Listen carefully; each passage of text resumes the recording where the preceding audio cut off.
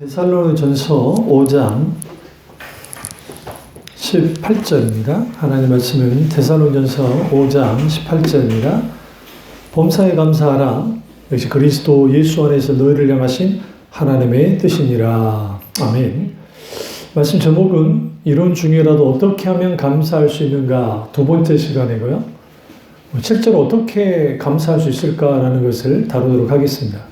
이론 중에라도 어떻게 감사할 수 있는가, 두 번째 시간이고요. 실제적으로 우리는 어떻게 하나님께 이론 중에 감사할 수 있을까, 이 부분을 다루도록 하겠습니다. 우리가 삶을 살고 또 신앙생활을 하다 보면 이런 일 저런 일을 겪게 됩니다. 확실히 이것이 하나님의 뜻이다, 혹은 이런 일들은 이렇게 되어진 거야, 납득할 만하고 내가 받아들일 만하면 사실 그 부분에 대해서 의문을 품지 않을 겁니다. 문제는 뭐냐면 삶을 살거나 신앙생활을 해나갈 때에 우리가 이해되지 않는 부분들, 도대체 왜 이런 일들이 내게 일어나야 되는지, 또 내가 왜 이것을 당해야 되는지, 이런 의문을 갖게 되면 그 의문 속에서 정말 하나님께 감사할 수 있을까? 그렇지 못합니다. 그래서 지난주에 사도 바울이 감옥에 갇혀있는 상황에서 감사하라 라고 하는 아주 중요한 메시지. 그런데 문제는 문제는 하박국이 감사할 수 없는 상황 속에서 감사했던 것, 이것이 굉장히 중요한 의미를 갖습니다. 그러니까 여기서 우리는 이제 에베소서, 빌립보, 골로새서도 이제 감사에 대한 말씀이 많이 나오는데, 기뻐하라는 말씀이 나오고요. 여기서 우리는 그럼 어떻게 이제 구체적으로 이론 중에라도 감사할 수 있을까, 이 부분을 다루도록 하겠습니다. 첫째는 감사의 딜레마를 극복해야 됩니다. 그러니까 감사의 딜레마라는 게 왜 중요하냐면, 오늘날 한국교회 전체적으로 풍조가 우리는 하나님께 감사해야 돼, 그리고 감사하지 않는 것은 불신앙이고 하나님 앞에 죄를 짓는 것이다 라고 하는 것들이 팽배하게 있습니다. 여기서 중요한 게 신앙의 당위성이에요. 당위성. 이 당위성이란 말은 무슨 말이냐면 그게 정답이라는 거예요. 그러니까 하나님께 감사하는 것은 옳은 것이고 진리이고 맞아요. 그런데 신앙생활은 소위 한 사람도 그렇고 하나님도 그렇고 1 플러스 1은 2라고 하는 소위 공식 풀듯이 사칙연산 계산하듯이 하는 게 신앙생활이 아니에요. 제가 아주 신앙이 어릴 때, 아주 뜨거울 때 저는 이 당위성의 신앙생활을 했었어요. 당위성의 신앙생활 하면 무슨 말이냐면, 우리 어릴 때 주일 송수 엄청나게 해야 돼. 그런데 주일 송수에 과자 사 먹으면 안 되고, 주일날 놀면 안 되고, 주일날 텔레비전 보면 안 되고, 이런 게 한국교회가 이제 제가 어렸을 때 그런 분위기였거든요. 그러니까 만약에 길거리 가다가 권사님이나 집사님들한테 우리가 과자를 사 먹고 가다가 걸리면 혼이 났어요. 왜? 주일 송수할 때는 하나님께만 정성을 다해서 그분에게 해야 된다라고 하는 소위 신앙의 당위성. 주일 송수는 온 마음과 정성과 뜻을 다해서 하나님께 해야 된다고 하는 당위성. 그 당위성은 오를 수 있어요. 그런데 여기서 문제는 뭐가 문제가 되냐면, 정답 하나를 딱 두고 너희들은 이게 해야 돼 라고 하는 거예요. 근데 실제로 그게 되냐고요. 성경에 보시면 범사에 감사하라 할 때에, 모든 일에 감사할 때 그게 가능해요? 물어볼게요. 성경은 가능하니까 하라고 하는 거야. 여기에서 우리는 딜레마에 빠지는 거예요. 목사님 지금 설교는 그런 게 아닌 것 같은데 왜 그럴까? 가능하다는 거예요, 사도 바울이. 어떨 때 가능하느냐? 성령의 역사 속에서, 성령의 은혜 가운데 있을 때는 가능해요. 그래서 이 부분에서 쭉 보시면 성령을 소멸하지 말며라는 말씀이 왜 나오냐면, 19절에 성령의 충만함, 성령의 놀라우신 역사 속에 은혜 가운데 있을 때에는 범사에 감사하는 게 가능해요, 사실. 그러니까 쉬지 말고 기도하라. 범사에 항상 기뻐하라. 쉬지 말고 기도하라. 범사에 감사하라고 하는 이것은 하나님의 뜻인데 이 모든 것이 가능하려면 성령을 소멸하지 않아야 돼요. 성령께서 우리 속에 살아계셔야 돼요. 그러면 당이 있어. 다시 말하면 명제란 말은 뭐냐면 이 명제는 명확하게 진리예요. 하나님께 감사해야 돼요. 근데 문제는 뭐냐면 이런 중이라도 감사할 수 있는가가 문제인 거예요.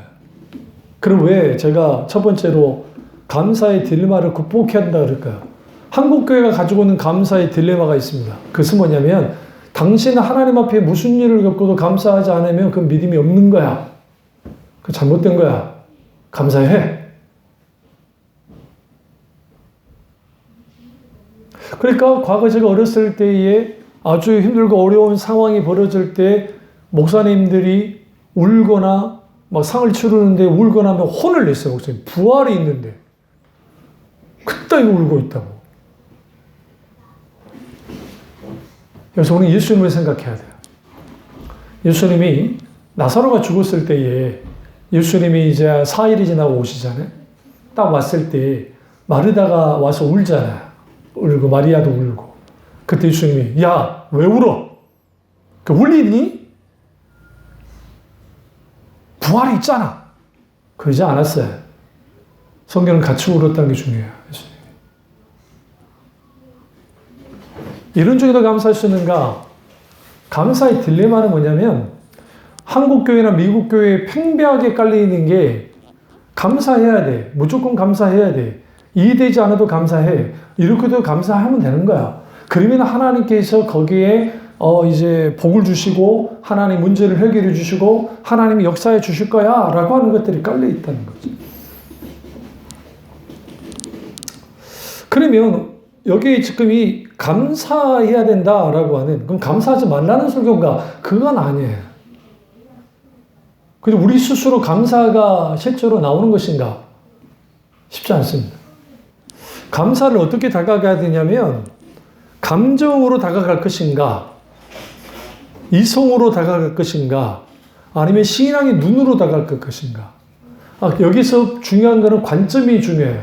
하나님의 관점과 나의 관점과 제3자의 관점을 다 봐야 돼요. 이걸 다 보면서 누가 봐도 하나님 하시는 것이 이해가 안 될 때가 있다는 거예요.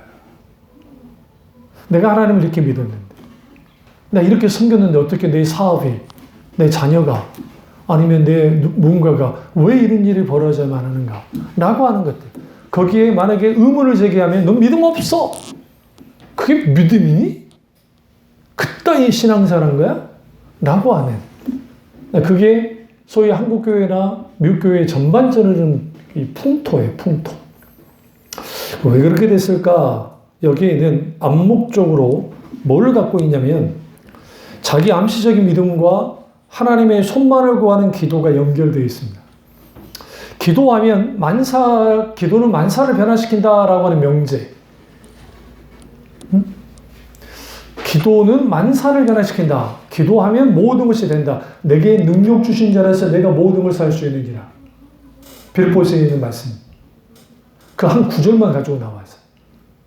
그러니까 우리는 그 구절만 딱 보면 우리는 어떤 생각을 하냐면, 그래, 내게 능력 주신 자는 내가 모든 것을 할 수 있어. 근데 본문은 그렇게 말하지 않아요. 한번 가보실까요? 앞으로 가시면 빌립보서, 에베소 빌립보서예요. 빌립보서 4장 13절에 보시면 내게 능력 주신 자 안에서 내가 모든 것을 할 수 있느니라. 내게 능력 주신 자 안에 내가 뭐든 할 수 있다라는 이 말씀은 내게 하나님이 능력을 주시면 나는 모든 걸 할 수 있어 라는 말씀이 아니에요. 이 본문은 자족과 관련된 말씀이에요. 자족. 비천에 처할 수도 있고 비천에 처할 줄도 알고 부함에 처할 수 있는 거, 이 모든 것을 내게 능력 주신 자 아래서 가능하다는 거예요. 마찬가지로 감사도 똑같아요. 감사도. 감사는 내 안에서 그래요. 감사해야지. 그래요. 주님 감사할게요. 주님 이해되지 않아도 감사할게요. 그래요. 하나님 감사할게요. 나는 감사해야만 합니다. 왜? 하나님이 내게 감사하라 하셨으니까. 이게 뭐냐면 기기적 신앙이에요. 이게. 한국교회가 기기적 신앙을 가르쳐놨어요. 분강사들이 기침만 해도 아멘 아멘 감사 감사 예수 감사 감사 예수 내 맘에 감사 감사 예수 하면서 그걸 해놨단 말이에요. 그 분위기 좋아요. 다 감사해요. 근데 문제는 뭐냐면 감사할 수 없는 상황은 어떻게 할 거예요? 성경은 뭐라고 말하냐는 거예요. 이 감사의 딜레마. 한국교회의 풍토. 그러면 감사는 감정인가? 물론 감정에서 나옵니다. 이해되지 않는 고난을 만났는데 무조건 감사해야만 하는가? 아니에요. 성경 인물들은 따져 물었어요. 하나님께. 왜 이러십니까, 주님? 이게 하나님이 하실 일이십니까? 이게 뭡니까, 주님? 물었어요. 여기서 우리는 한 가지 알아야 돼요. 그럼 여기에서 그들이 선지자들이 이렇게 하나님 앞에 물었을 때에 그들이 하나님을 신뢰하지 않고 있었는가? 그게 아니니까 그래요.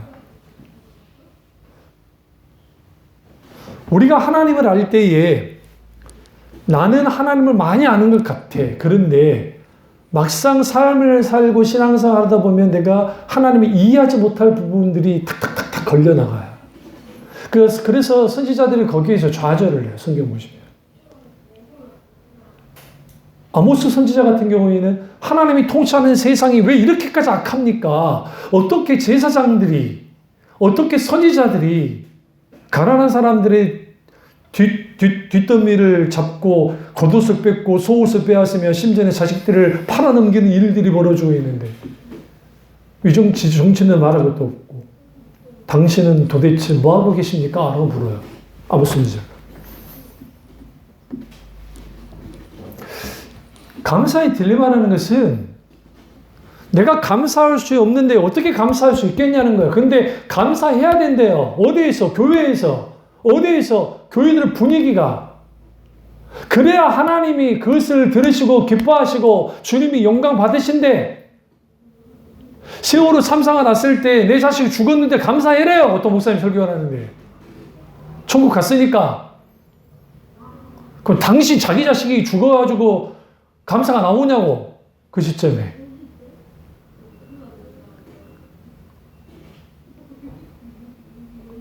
근데 그 목사님의 명제 그 자체는 틀린 게 아니에요, 사실은. 근데 그분들이 뭐를 잃어버렸냐면, 빠졌냐면, 거기에 있는 이 confession, 긍휼이에요, 긍휼. 내가 감사할 수 없을 때, 어떻게 감사할 수 있을까? 그 상황에 빠졌을 때에 긍휼의 하나님을 만나야 돼요. 그래야 비로소 하나님 나를 불쌍히 여겨주십시오 라고 하면서 나가면서 이해되지 않았던 부분들이 조금씩 풀려나가기 시작해요. 근데 무조건 감사, 절대 감사로 포장돼, 소위 그것이 좋은 믿음이라고 하는, 또 그것이 기적을 일으킨다고 하는 소위 말하는 실상 종교적 감정을 끌어올리는, 그리고 종교로서의 감사의 기능 그 이상도 이하도 아닌 그런 감사의 딜레마가 신앙 전반에 깔려있게 되어지면, 감사하면 하나님이 복 주시고 감사하면 문제를 해결해 주신다는 조건 하에서 이 감사를 하는 거예요. 물론 이렇게 말합니다. 그런 조건도 내려놓고 감사해야 된다. 그러나 실상은 그 이면을 깊이 들여다보면 내가 이렇게 함으로 하나님이 선하신 하나님이 가만히 있겠냐는 거예요. 그 부분에 대해서 하나님이 뭐 해줄 거다? 욥처럼 복을 주실 것이다 라고 하는 것이 깔려 있습니다. 바닥에. 그럼 여기서 우리 욥을 볼까요? 욥의 고난 물어보죠. 욥기서에 하나님께 욥이 하나님께 그 자기가 고난을 당할 때 감사한 구절이 나오나요? 물어볼게요. 욥기서를 읽어보시면 욥이 고난당하고 있는데 거기에 자식 다 잃었잖아요. 다 죽었잖아요. 그 욥이 가장 고통스러운 게 뭐라 했어요? 아내가 떠나간 거였어요. 아내가 욥을 버리고 친정으로 가버린 거예요. 우리는 그게 별거 아닐 거라 생각하잖아요. 자식 죽은 게 더 고통스럽겠지. 근데 왜 아내가 남편을 버리고 떠난 게, 욥을 버리고 떠난 게 왜 이게 가장 고통스러운 것인가? 그것은 뭐냐면 한 몸이 쪼개져서, 하나에 대한 몸이 쪼개져서 나가버렸단 말이에요.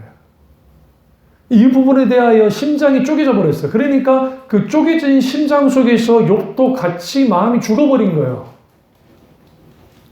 그래서 많은 신학자들이 욥의 가장 큰 고통은 이거였다. 자식의 죽음도 아니고 재산을 다 잃어버린 것도 아니라 가장 힘든, 가장 고통스러웠던 것은 육체적인 질병도 질병이지만 더 중요한 것은 아내가 자신을 버리고 저주하고 떠나버린 거였다. 그리고 그 떠나버린 상태에서 욥이 하나님 감사합니다라고 나왔나요? 아니, 뭐하고 있느냐? 딜레마에 빠졌어요. 친구들이 와서 계속 쑤셔대면서 네가 죄를 졌으니까 이런 일이 벌어지지. 너는 회개해야 돼. 욥은 아니라 그래요. 여기에서 우리는 어떤 실수들을 하냐면 교회적인 분위기가 절대적인 감사해야 돼. 무조건적인 감사해. 그것이 하나님 원하는 거야. 범사에 감사해라 했잖아. 근데 범사에 감사하는 것은 우리의 능력으로 불가능하다고 사실은. 우리의 감정으로도 불가능해. 언제 가능하냐? 성령을 소멸하지 않고 그리스도의 평강이 우리 가운데 우리의 마음을 붙들고 우리의 의지를 붙들고 우리의 감정을 붙들어 줬을 때 거기로부터 뭐가 되느냐? 하나님에 대한 감사가 나옵니다. 이때 하나님이 뭐부터 만지기 시작하냐면 우리의 복잡한 생각들, 복잡한 여러 가지 일들에 대한 것들, 이 상황에 대한 것들, 그것을 계속 우리는 거기에 묶여 있으니까 마르다와 마리아가 나사로의 죽음이라는 것은 묶여 있는 상태에 있으니까 예수님은 지금 현재형으로 말하고 있는데 마르다는 계속 미래형으로 부활을 이야기하고 있는 거예요. 그러니까 하나님과 나 사이에 박자가 맞아야 되는데 같이 움직여져야 되는데 발 맞춰야 되는데 발 맞춰주지 않아. 그러니까 욥도 똑같아요. 욥은 그 현재의 고난 속에서 하나님 이야기를 해요. 그리고 새 친구도 해요. 근데 그 하나님 어떤 하나님이냐? 지금 현재 하나님이냐? 그럴 수 있지. 그러나 사실은 그들이 계속적으로 말하는 현재 하나님, 현재의 하나님을 말하니까 하나님이 욥기서 38장의 폭풍 가운데 나타나서 과거의 하나님의 말을 하는 거야. 야, 내가 천지 만물을 만들 때 내가 악어 만들 때 너 있었니? 내가 해, 달, 별을 만들 때 너 봤어? 좀 이상하지 않으냐? 하나님이 뜬금없는 것 같잖아요. 그 이유가 뭐냐면 현재의 하나님은 이런 분이야 저런 분이야 라고 세 친구와 그 다음에 엘리바스, 빌닷 이런 사람들이 하는 것과 그리고 욥이 했던 이 말들의 그런 것들이 자기들끼리 지지고 볶고 했을 줄 모르지만 정작 여기에서 중요한 걸 잃어버렸다는 그게 뭐냐면 그게 하나님이 빠졌어요. 그러니까 하나님을 이야기하는데 하나님이 빠져버렸다는 거예요. 왜 빠졌을까요? 마르다와 마리아가 실수한 것처럼 그들의 현실, 상황, 문제 거기에 계속적으로 함몰되어져서 주님이 안 보이는 거예요. 하나님의 이야기를 하잖아요. 이게 감사의 딜레마입니다. 감사의 딜레마예요.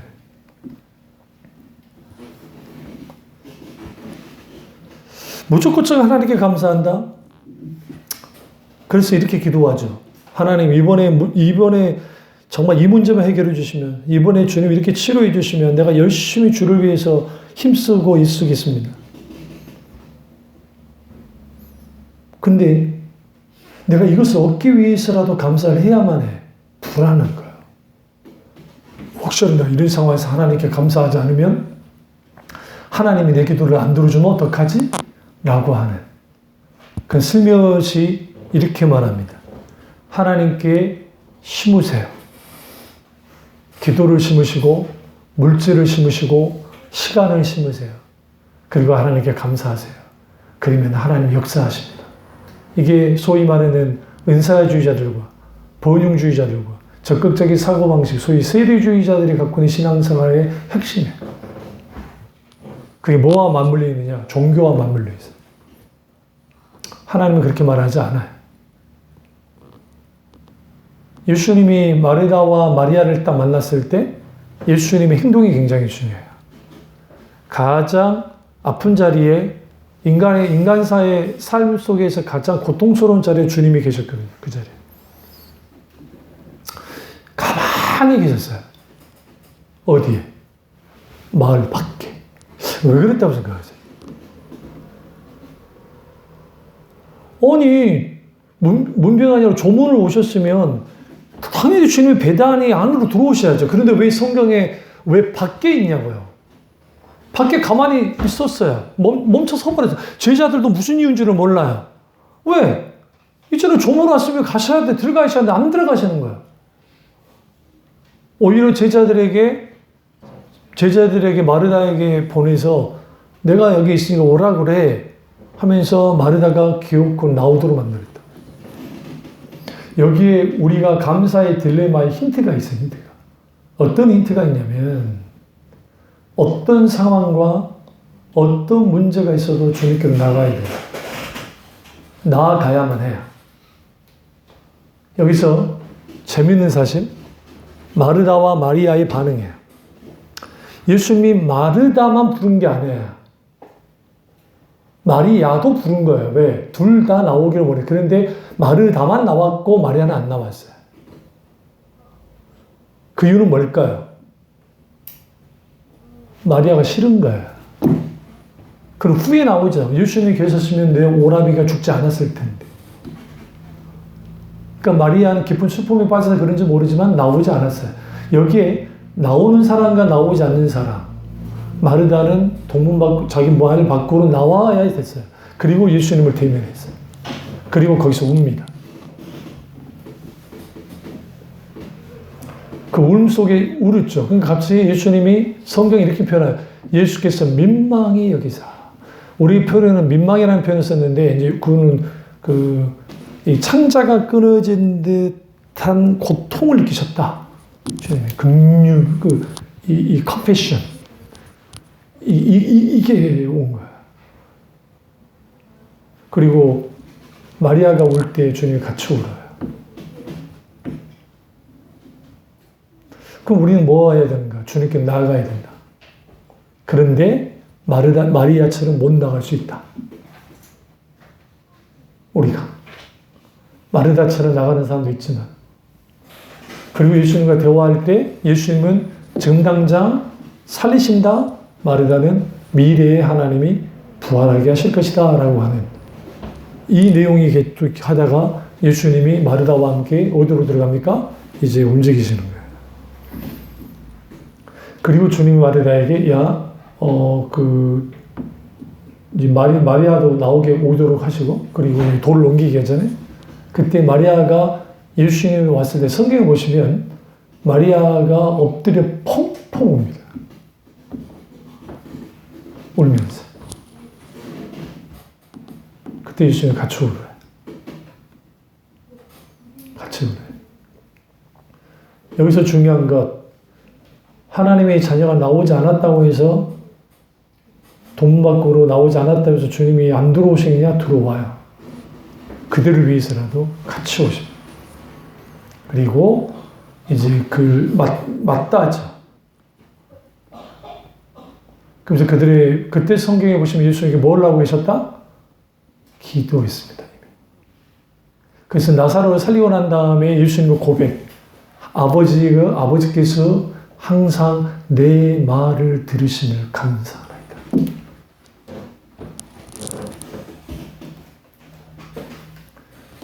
감사는 조건, 감사는 감정, 물론 감사는 감정에서 나오죠. 그러나 중요한 것은 오늘날 소위 적극적인 사고방식의 글들처럼 감사가 기적을 낳고 심지어는 어떤 상황에도 감사해야 된다는 당위성을 앞세워서 이해할 수 없어도 이룰 수 있을까라는 현실 속에서 이제 감사해야 돼. 만약 그렇지 않으면 그 사람 믿음이 없는 사람이라는 취급을 하는 거죠. 성격적 당위성은 감사하는 것은 옳다니까요. 그게 맞다니까요. 그런데 도식화되지 않아요.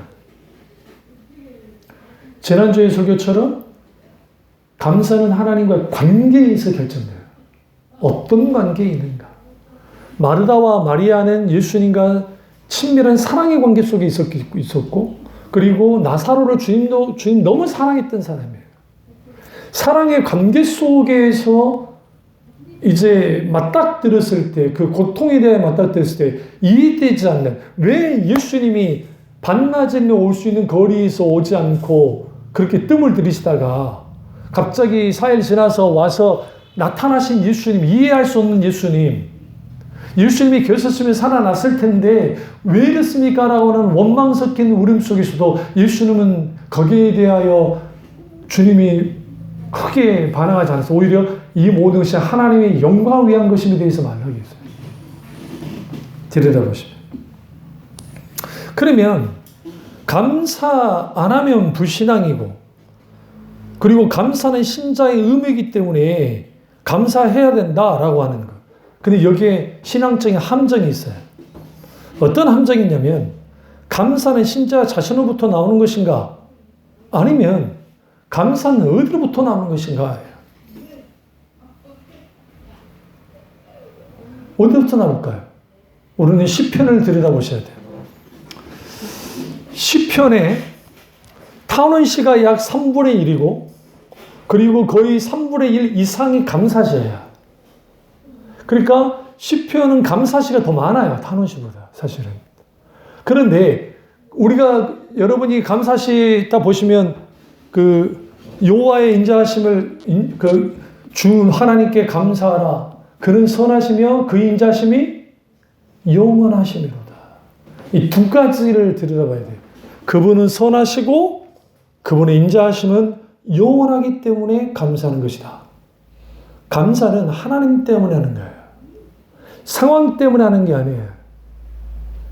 조건 때문에 하는 게 아니에요. 내가 이렇게 감사하면 복받고 하나님이 내 믿음을 보셔서 가상에 보셔, 아이고야, 네 그렇게 힘드는데도 감사했니? 오라. 그래, 나 너 같은 애를 원해. 여기에서 어떤 신앙의 잘못된 점이 이 감사의 딜레마를 만들어냈냐면, 믿음이 좋으면 절대로 넘어지지 않는다는 환타지예요.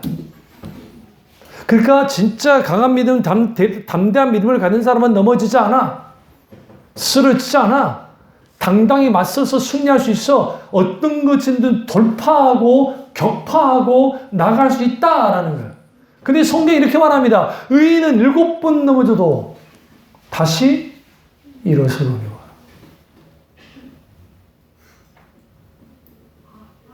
넘어져요. 다윗도 넘어졌고, 바울도 넘어졌고, 아브라함도 넘어졌고, 모세도 넘어졌었고, 하나님의 사람은 다 넘어졌었어요. 근데 중요한 건 다시 일어났어요. 다시 일어설 수 있음은 어디로부터 나타났을까요? 무엇에서 나타났을까요? 그분의 선하심과 그분의 인자하심 때문이에요. 하나님 그분 자신과 그리고 하나님 그분의 인자하심을 바탕으로 했을 때에 이해되지 않아도 어떻게 이룰 수 있을까 할 때 감사가 나오는 거야. 무조건적으로 감사해야 돼. 이런 일 벌어서 감사하는 거라니까. 감사하세요. 그렇게 믿음 없이 묻고 싶어요. 그게 당신의 일이면. 자기가 당하지 않으면 우리는 그렇게 할 수 있어요. 근데 말로만 신앙생활하는, 당위성 가지고 신앙생활하는 사람들의 명점, 입술로만 신앙생활합니다. 그게 바리새인이 그랬습니다. 근데 예수님은, 야, 마르다, 감사 안 할래? 마리아, 감사 안 해? 이것밖에 안 돼? 그렇게 다가오지 않았어요. 우리 하나님 그런 분이 아니에요. 같이 울어줘요. 같이 심연의 고통 가운데 같이 들어가 줍니다. 그리고 그분이 이렇게 말씀하시죠. 내가 그랬잖아. 네 오라비가 살아날 것을 지금 볼 거야. 너는 믿기만 해. 그러자 마르다가 뭐합니까? 거기서 가만히 받아들여요. 그럼 어떻게 할 수 있느냐? 죽은 지 4일이 됐는데 죽은 시체가 썩어져 있는데 돌을 옮겨라니까 옮기는 거야. 예수님 냄새나요? 옮겨. 그래도 옮기는 거야. 우리는 이것을 고대 이스라엘의 문화를 이해하지 못하면 이게 얼마나 예수님이 무모하고 말도 안 되는 행동인지를 알 수 있어요. 이거는 망자를 향한 적극적인 무슨 행위냐면 모욕행위예요. 근데 그것을 감수하잖아요. 누가? 마르다와 마리아가. 왜 감사했을까요? 내가 그랬잖아. 지금 살린다고. 내가 그랬잖아. 내가 지금 살린다고. 내가. 그 내가 누군데? 예수님이. 저와 여러분에게 이런 중에도 감사하시려면 예수님이 내게 어떤 분인가가 중요해요. 내 생명을 다 주어도 아낌이 없는 분이고 나의 삶의 이유이자 생존의 이유이자 목적이자 모든 것이었을 때 기꺼이 우리는 마음이 되느냐. 예, 예수님 바보가 되더라도 내가 그렇게 할게요.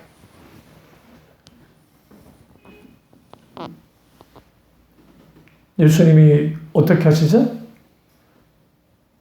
거기서 손 높이 들면서 아버지야 하면서 그거 하지 않았어요. 나사로야 나오라 라고 선언하셨어요. 이게 왜 이게 중요할까요? 성경에 의도적으로 마르다가 동문 밖으로 나왔다는 표현이 있어 있고 첫 번째, 두 번째 마리아가 예수님께 나왔다는 표현이 있어 있어요.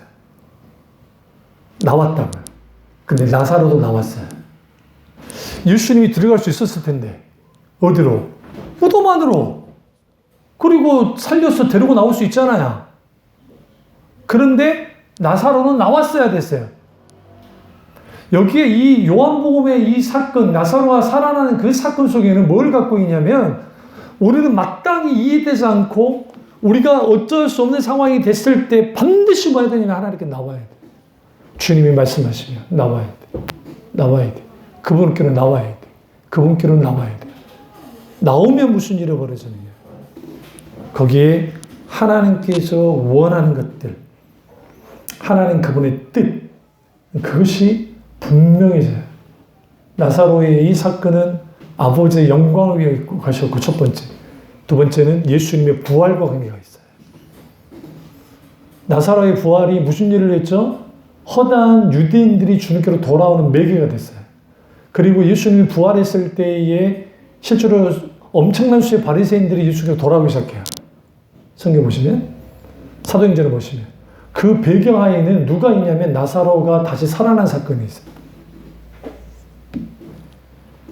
그러면 감사는 하나님의 뜻이기에 감사해야 된다. 오늘 본문에도 그렇게 말하니까. 근데 저는 이것을 뭐라고 말하냐면 기계적인 감사라고 그래요. 그렇게 생각해요. 감사할 수 없는 상황이다 감사해. 그것이 정답이고 신앙이야. 근데 성경은 분명하게 범사에 감사라고 해요. 그런데 단순히 이게 자기 신념과 감정으로서의 감사가 아니라 하나님의 사랑과 은혜 아래 있을 때 가능하다는 것을 분명히 성경은 말하고 있어요. 다시 말하면 잘 들으세요. 우리의 마음에, 우리의 중심에 하나님의 자리가 있어야 돼요.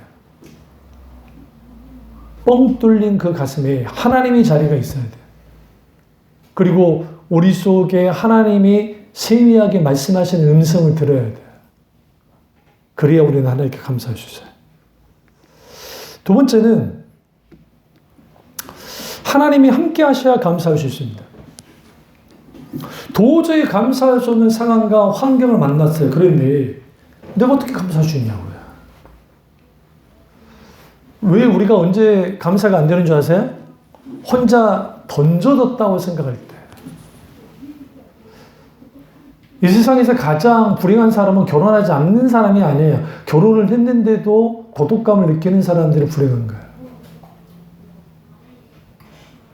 그러니까 남편이라는 표현을 남의 편이라 그런다며. 그리고 또 부인을 향해서도 뭐 여러 표현들이 있겠죠. 내 주위에 분명히 가족이 있는데 자식도 있고 뭐도 있고 다 있는데 혼자 외로워. 고독감을 느껴. 그게 가장 불이 나는 거예요, 사실. 혼자 있으면 외로운 것은 당연하잖아요. 그런데 혼자 안 있는데도 외로워.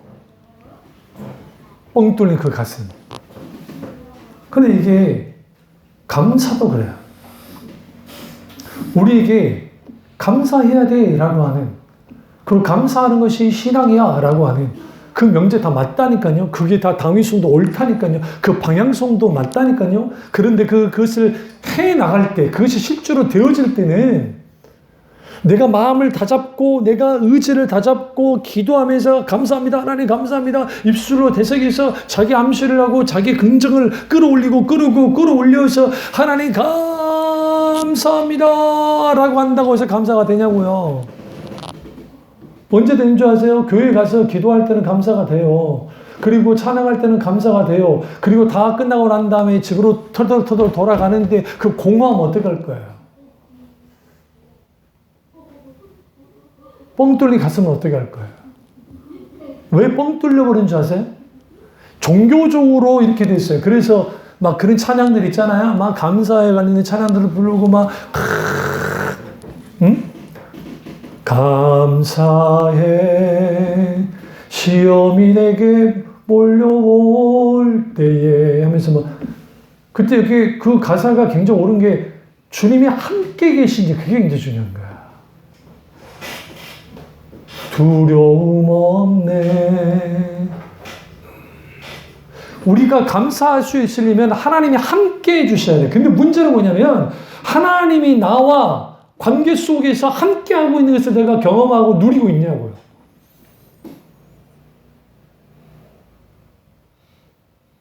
뻥 뚫려버린다. 하나님과 관계가 물리적으로 생겨 있는데.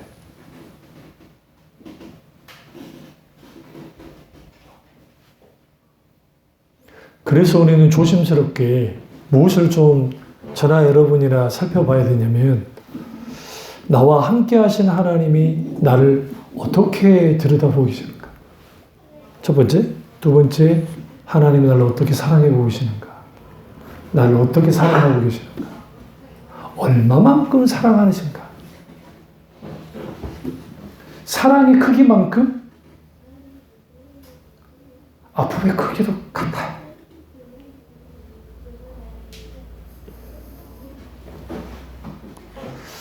하나님이 인간을 사랑할 때 하나님 크기로 사랑했어요. 굉장히 중요해요. 그래서 하나님이 죽으신 거예요. 그 아들 예수 그리스도가. 사랑의 크기는 아픔의 크기와 같고 그 아픔의 크기는 결국은 함께 있을 때 쳐보자요.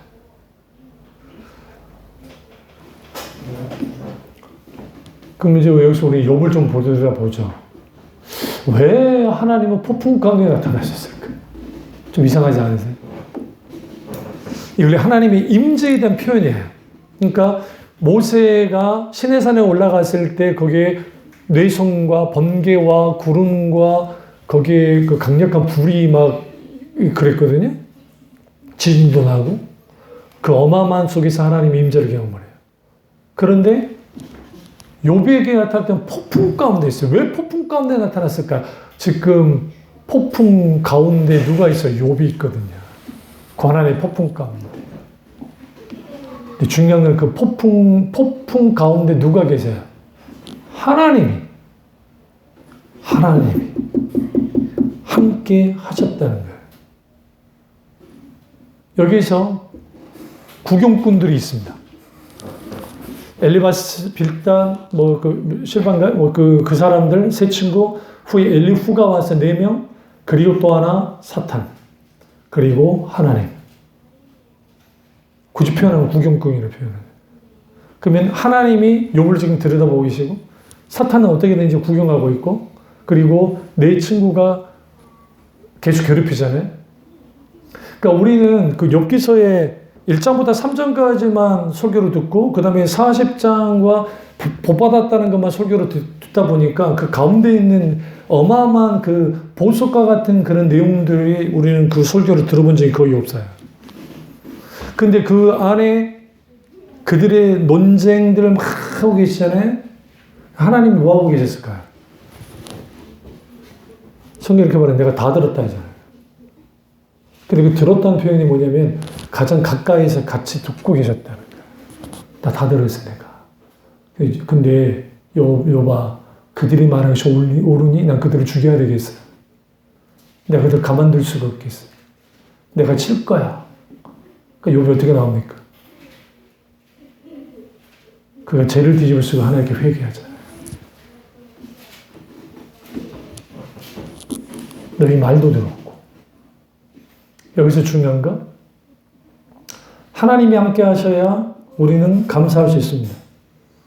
근데 우리가 이 함께 하심 속에서 욥처럼 우리는 뭐 할 수 있다?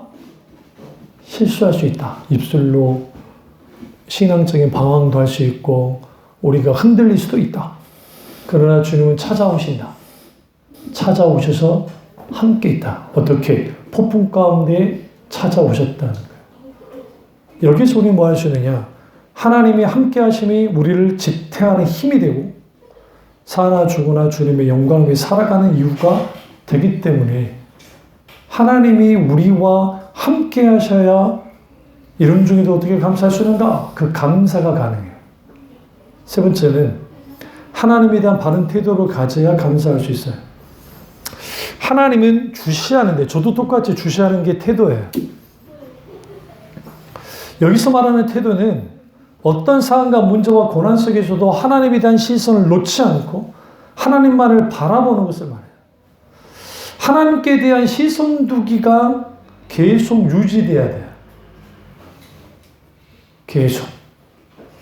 내 시선이 하나님을 계속 향해야 돼요. 그래서 성경에 앙망한다는 표현. 주 여호와 하나님을 하존, 히브리어로 하존인데요. 눈을 떼지 않고 계속 바라보는 것, 그것을 뭐냐면 앙망이라고 표현했어요. 근데 하나님께 시선을 계속 둬야 돼요.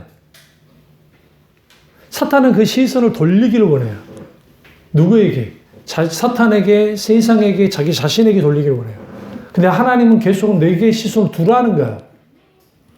그러니까 시선을 두면 돼요. 다윗처럼 큰 죄 지을 수도 있고 모세처럼 죄를 질 수도 있고 하지만 끊임없이 하나님께 시선을 두는 거야. 시선을 두고 넘어지더라도 하나님 앞에 넘어지고 울더라도 하나님 앞에 울면 돼. 왜? 우리는 그런 존재니까. 왜 하나님께 시선 두기를 해야 되느냐? 온 마음을 다해 하나님을 사랑하기 때문에, 사랑해야 하기 때문에 그렇고, 하나님이 사랑하는 자의 권한에 대해서 하나님의 반응과 그리고 하나님의 본심과 하나님의 권한 허락하심과 본래 의도가 어떤지를 알 수 있는 길은 하나님에 대한 바른 태도, 지속적으로 하나님께 묻고 지속적으로 하나님께 시선을 두고 지속적으로 하나님 그분을 찾고 찾을 때 알게 돼요. 이 부분에 대하여 모세가 신명기를 쓰면서 이제 그가 40년의 광야 생활을 종지부를 하면서 신명기를 씁니다. 그때 신명기서가 왜 정말 중요한 말씀이냐면 만약에 성경이 다 없어져도 이사야서와 신명기만 살아남아도 구약 성경 중에 이사야서와 그리고 신명기만 살아남아도 복음은 그대로 유지될 거라고 말하는 거예요. 그만큼 신명기서는 철저하게 복음과 연결이 되어 있어요. 철저하게. 그런데 중요한 거는 그 신명기서에서 그가 이전에 있었던 일들을 나열하기 시작합니다. 어떻게 가데스 바냐에서 그들이 하나님을 대적했고 했던 일들, 하나님의 기적에 대해 막 쭉 서술해 나가요. 계속. 요즘 말하면 스토리텔링을 하는 거예요. 계속 해나가요. 근데 여기서 중요한 게 있어요. 그것이 뭐냐면 그는 계속 하나님을 향해서 바른 태도를 가졌어요. 모세가. 한결같은 한 마음을 가졌어요. 그래서 마지막 모세가 죽음 직전에 임종 직전에 말하면 야 너희는 다 하나님을 떠날지 모르지 나는 나와 내 가족은 주님을 떠나지 않을 거야. 여호수아가 똑같이 그렇게 하는 것 같습니까? 후에 여호수아가 임종할 때 모세가 임종했던 것처럼 똑같이 절대로 드러나지 않을 거야. 근데 여기서 우리 한계를 봐요. 진짜로? 진짜 하나님 안 떠날래?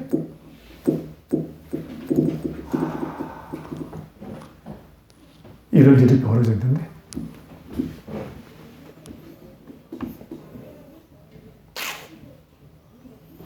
모세는 뭐라고? 예스.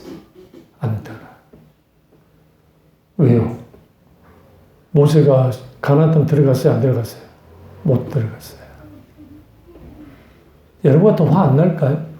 40년 동안 그 엄청난 고생을 했는데 하나님이 스톱? 너는 못 들어가. 해도 너무하는 하나님이 있지. 근데 왜 주님이 스톱시켰을까요? 만약에 모세가 가나안 땅에 들어갔으면 무슨 일이 벌어지죠? 모세가 율법이 수요를 받았기 때문에 율법이 가나안 땅으로 들어가 버리는 거예요. 첫째점은 모든 영광을 모세가 다 차지하게 돼요. 지금도 모세하면 꼬북 죽는데 모세하면 꼬북 죽어요. 하나님은 그걸 우려하시는 거예요. 모세를 위해서도 하나님 그분 자신을 위해서도. 그럼 우리는 어떤 태도를 가져야 됩니까? 한결같은 하나님을 향한 태도를 가져야 돼요.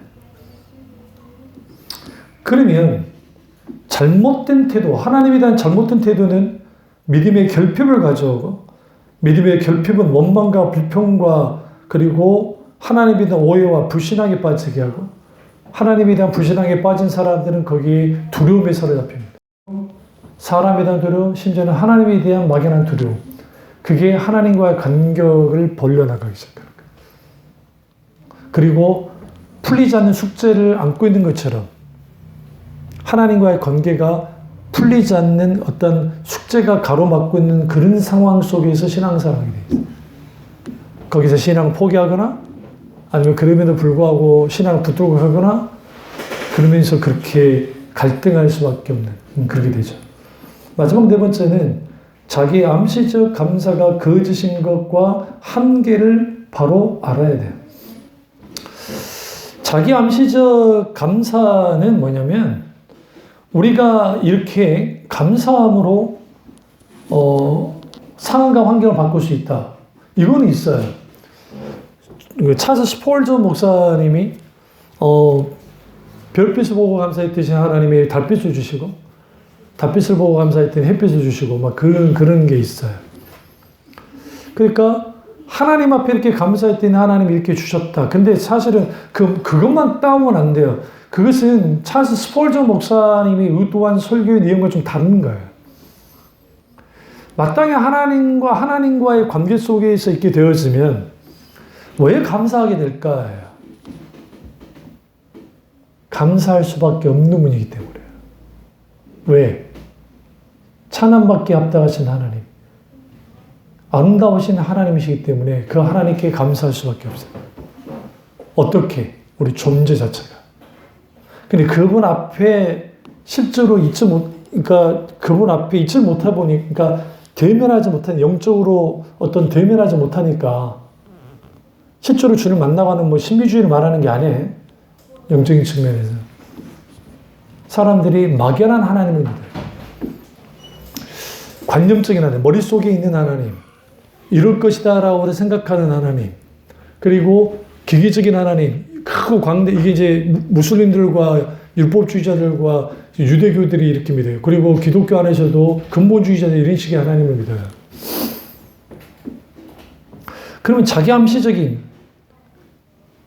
이런 감사가 왜 나타나는가? 그것은 성경에 보시면 출애굽 이스라엘 백성들이 불평을 막 쏟아내요. 계속. 불평을 쏟아내니까 하나님이 그 불평 소리를 들었다는 거예요.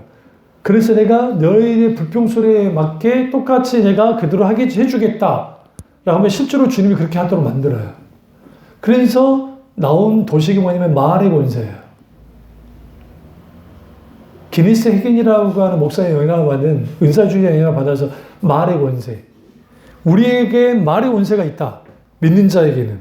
그래서 그 말의 권세를 가지고 우리가 부정적인 말을 할 때 하나님 부정적인 말을 들어서 그렇게 쳤다. 근데 그건 정말 수박 겉핥기도 그런 겉핥기가 없어요. 주님이 단순히 말 때문에 그런 게 아니었어요. 그게 아니라 그들이 처한, 보세요. 잘 보세요. 광야 이스라엘 백성들이 처한 상황을 좀 보자고요. 우리라면 어땠을 것 같으세요? 감사가 나올 것 같으세요? 안 나와요. 일단 사막이에요. 광야예요. 물 한 점, 물 찾기도 찾기 힘들어요. 그 다음에 그들은 뻥 뚫린 텐트, 그 말이 텐트지. 그리고 밤의 적막함, 깜깜함, 물론 구름기둥과 불기둥으로 주님이 다 해주시긴 하셨지만, 광야는 의지할 수 있는 것이 하나도 없는 곳이에요. 스스로 힘으로 살 수 없는 곳이 뭐예요? 광야예요. 사방이 창살이 없지만 창살 없는 감옥이 광야예요. 내 마음대로 할 수 없는 곳이 광야예요. 하나님이 도와주지 않으시면, 하나님이 보호해주지 않으시면 살 수 없는 것이 광야입니다. 그 광야에서 신명기서에 입히시고 먹이시고 마시게 하시고 주님의 날개로 보호하시며 불뱀으로 또 보호하시고, 성경에 계속 모세가 그러잖아요. 보호하시고 실제로 하나님께서 같이 뭐 하셨다? 앞서 걸어가셨다라고 표현을 해요. 그렇게 하는 이유는 너희의 교만함을, 너희가 하나님만을 의지하게 하고 너희의 교만함을 깨뜨려서 나는 너희의 하나님 되고 너희는 내 백성이 되기 위함이다 라고 하면서 분명히 말해요. 그런데 단순히 불평을 했기 때문에 하나님이 분노한 게 아니라 그들이 하나님 자녀 되길, 하나님의 백성 되기를 거부했어요. 그들이 원하는 것은 가나안 땅이었어요. 무슨 말이냐? 하나님이라는 신도 좋아. 이집트 라 신도 좋아. 아톤 신도 좋아. 제우스도 좋아. 어느 신도 상관없어. 다만 우리의 필요를 채워주면 돼. 근데 하나님을 어떻게 대우를 했냐면, 하나님은 우상의 신과 똑같이 대우하기 시작했어요. 당신은 우리에게 먹을 걸 줘야죠. 마실 걸 주셔야지. 이거 해 주셔야지. 그런데 우리가 정말 그런 상황에 빠지면 어떻게 할 거냐고요. 나는 굶어도 되는데 내 자식들이 지금 쫄쫄 굶고 있는데 여러분 같으면 감사합니다, 감사합니다가 나오냐고요. 당연히 불만이 나오죠. 사실은. 그럼 단순히 주님이 그 말을 듣고 분노하신 겁니까? 아니에요. 인격체신 하나님, 그분은 전적으로 신뢰하고 의지하기보다 자기 자신을 신뢰하고 환경과 상황을 의지했기 때문에. 다시 말해서 그들은 하나님이든 다른 신이든 상관없어요. 그냥 광야에서 물 주고 먹을 거 주고 가나안 땅에 들어가기만 해주면 돼요. 근데 반대로 하나님은 기꺼이 이스라엘 하나님, 그들의 아버지가 되어주고 그들의 왕이 되어주고 그들의 보호자가 되기를 원했다는 거예요. 여기에서 왜 우리가 하나님께 감사하기가 쉽지 않는지, 하나님이 바라는 것과 우리가 바라는 것이 맞으면 괜찮은데 그게 안 맞았을 때 우리가 하나님께 감사하기가 쉽지 않아요. 이른바 하나님이 그들의 필요를 채우는 수단이 되어질 때, 그리고 그들의 뒷받침해 주는 분으로 여기기 시작할 때, 당연히 여기에 자기 암시적이고 거짓 신앙이, 거짓 신앙 체계와 같은 신앙이 거기에 번지르르 들어갈 수 있죠. 왜? 하나님께 감사하면 하나님이 복 주시고 우리의 입술의 고백대로 하나님이 역사해 주신다. 그러니까 우리는 감사해야 된다. 그래서 우리는 그림을 그리더라도 고양이를 그리지 말고 호랑이를 그려서 하나님 될 줄을 믿습니다. 선언하고 선포하며 고양이라도 되지 않는가. 이거 심리학에서 가르치는 거예요. 자기 암시적 감사의 치명적인 해로움은 어떠한 상황에서 이해되지 않아도 무조건 감사하면 하나님이 고난을 해결해 주시고 복 주신다라고 하는 거예요. 이해되지 않아도. 이게 뭐와 연결이 되냐면 무조건 소위 말하는 맹신과 관계가 돼요. 그러니까 맹신적인 신앙. 영적인 분별력들이 사라져요. 그리고 거기 그 신앙 분위기 속에 묻혀지게 돼요.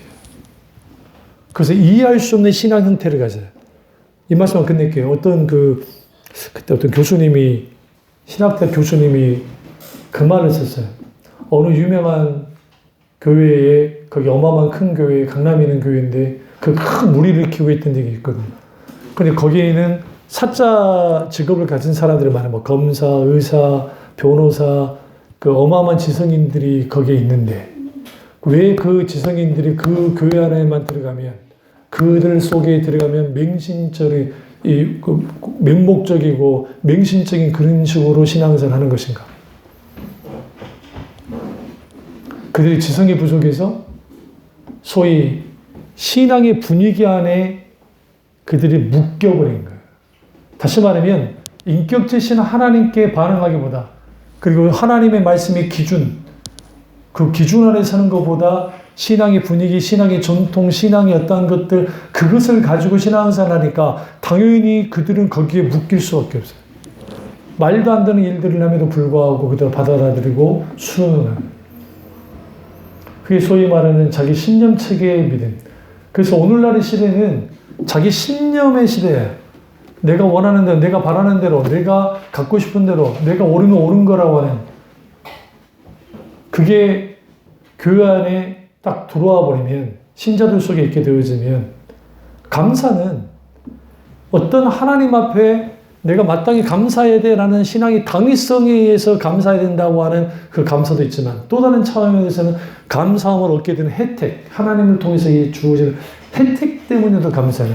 그래서 교묘하게 두 가지 다 같이 갖고 나가요. 마땅히 성경에 감사하라 했잖아. 해야지.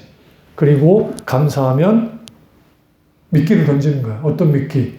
복받아. 문제 해결돼. 잘 될 거야. 걱정하지 마. 그리고 실제로 그렇게 해요. 그리고 뭘 양산하느냐? 수많은 간증하는 사람들을 앞세웁니다. 내가 이렇게 해서 감사했더니 이렇게 됐습니다. 그들을 통해서 분위기를 돋궈주며 그러면 사람들이 저 사람이 저렇게 감사해 복 받았구나. 저 감사해 그랬구나. 그러니까 나도 감사해야지라고 하는 신앙심을 고취시켜 줄 수 있을지 모르지만 하나님과 실질적인 관계 속에서의 감사는 불가능해요. 그런 감사는 하나님을 향한 모욕입니다. 모욕입니다. 바울과 실라가 빌립보 감옥에 갇혔을 때 하나님께 찬양하고 감사할 수 있었던 것은 단순히 그들의 믿음이 강했기 때문이 아니에요. 그렇게 해야만 했기 때문이 아니에요. 그들이 믿고 있는 하나님, 그들 속에 있는 하나님, 그 하나님 때문이었어요. 그래서 그들은 감사했고 기도했습니다. 이 놀라운 은혜가 저와 여러분 있기를 주님으로 축원합니다. 기도하겠습니다. 기도하실 때